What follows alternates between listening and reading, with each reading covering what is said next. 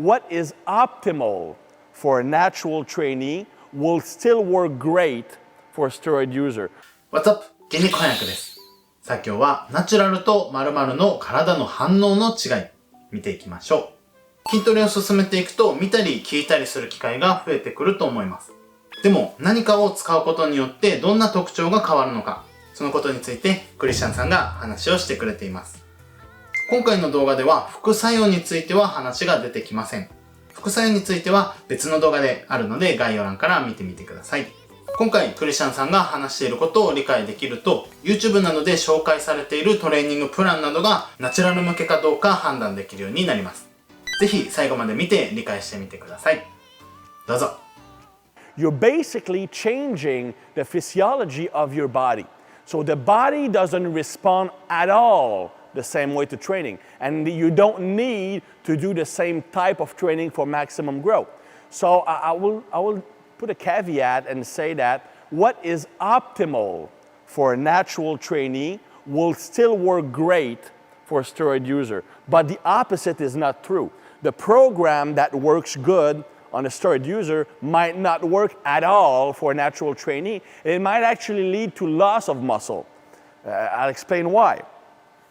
Well, the main difference, the first difference is that the natural athlete needs to use the training session itself to trigger protein synthesis. Building muscle is all about protein synthesis, which is building muscle.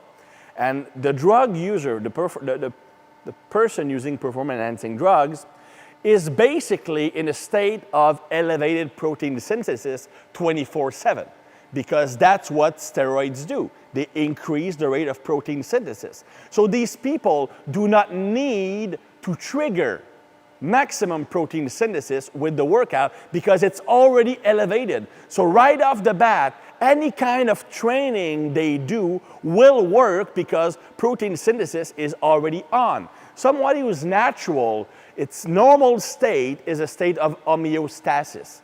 Basically, their body is balanced. Protein synthesis is at the same level as protein degradation. So basically, you're not building or losing muscle at rest. So what you need if you want to increase your muscle mass, you need to trigger protein synthesis by yourself because you don't have the products doing that for you. So you have to use a training session to do that. Now, this means that your training has to reach a certain threshold to trigger maximum protein synthesis. That means maximum muscle fiber recruitment, fiber fatigue, and activating mTOR.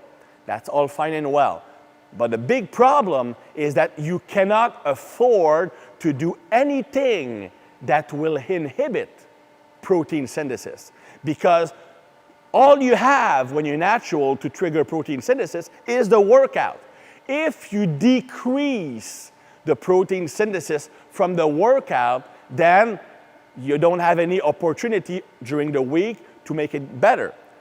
So what you want is increase mTOR as much as possible, and you want to get rid of all these factors that can inhibit protein synthesis. And the main factor here is an increase in cortisol as well as an increase in the enzyme called AMPK. These are the two things that will inhibit or even stop protein synthesis the most. So if you trigger these two things when you're training, you might very well stop completely the gains you tried to trigger with the training, right?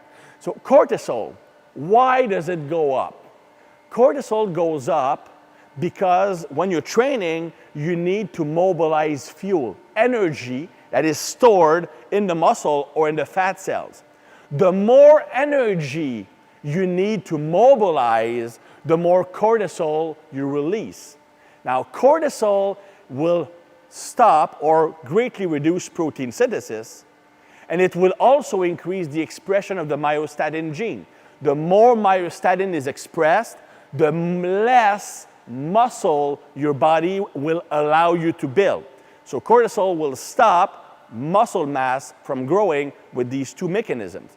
So if I'm doing a lot of volume, lots of sets, lots of reps, lots of exercises. In each workout, I'm burning more fuel, right? The more exercise I do, the more fuel I require. The more fuel I require, the more energy I need to mobilize, and the more energy I need to mobilize, the more cortisol I release. So that's the first big difference between enhanced and natural. The natural trainee cannot afford to do a lot of volume in a training session because it will increase cortisol a lot more. Now, an enhanced athlete will have some of the same problems, but the thing is that the anabolic hormones, which are derivative of testosterone, actually blunt the effect of cortisol. Because the androgens, testosterone or any other anabolic steroids taken, once they are linked to the receptors, they use the same second messenger at the cellular level as cortisol. So basically that means that the more anabolic hormones you have in your body, the less cortisol can do its job. So somebody who is using performance-enhancing drugs will not suffer as much from an increase in cortisol as a natural athlete will. So that's the first difference. An enhanced athlete can do a higher volume of work. And it's not even from a recovery perspective. It is from a protein synthesis perspective. Whereas a natural trainee cannot do as much volume. That's the main difference. さあ、いかがでしたでしょうか？ナチュラルに働くものはどちらにも働くが、その逆はない。ナチュラルはタンパク質合成を引き起こすためにトレーニングが必要。エネルギーが枯渇するとコルチゾールが出てタンパク質合成を妨げる。最後にクリスチャンさんも言っていましたが、今回の話はタンパク質合成についての話です。他には回復力からの目線もありますが、あまり日本ではこういったことが知られていないようなので再アップしました。ただ、もともと体力があって使った人のようにトレーニングできる人が存在します。僕の友達にもとんでもないパワーやボリュームでトレーニングができる人がいます。なので、いかに自分のベストを見つけることができるか、これが大事になりますね。僕の感覚としては、パンプが収まり始める前にやめられるとベストな反応な感じです。パンプが落ち着いてからまだ動き続けると、それはやりすぎのサインと捉えていいと思います。これがまず分かりやすいサインだと思うので、参考にトレーニングしてみてください。みんなは他に何かやりすぎサインありますか？コメント欄で教えてください。最後まで見ていただいてありがとうございます。感想や動画のリクエスト、チャンネル登録お待ちしてます。ではまた。I won't look back when you're around. I won't think twice when you're gone. Don't hesitate to call me back. 'Cause I won't